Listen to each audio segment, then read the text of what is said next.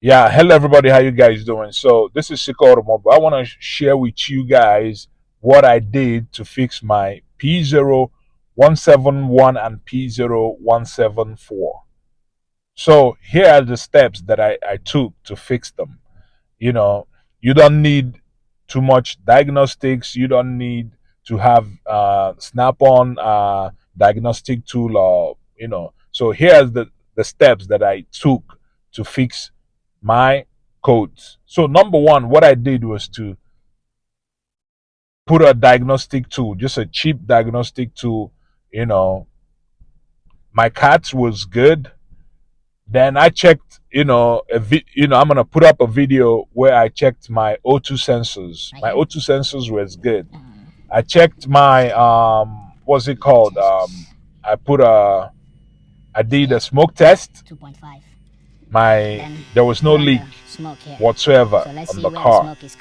Now the next thing I did was if you don't have the expertise to to check your fuel pressure, if you want, you can replace, on my end, what I did was to replace the fuel pump. Then after replacing my fuel pump, my issue was still there. My problem was still there. So the next thing I did was to take out my throttle body. My throttle body.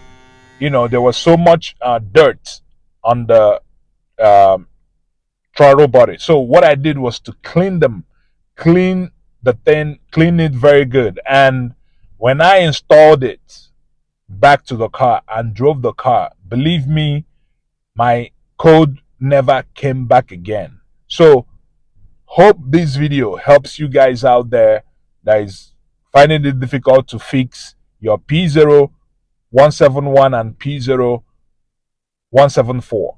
If you have a Toyota Tacoma, a Tundra, more especially the ones with the 1GR engines, the V6, 4.0, 4.7 liters, and all that, you need to do this. First of all, check your leaks. If you don't find any leak, replace your fuel pump. Or you can do check your fuel pressure. Then if you don't find nothing and your injectors are good, take out your valve body. If it's dirty, it's still gonna cause, it's gonna restrict some air going into your car and all that. So hope this video helps you guys out there. Thanks for watching. Bye bye.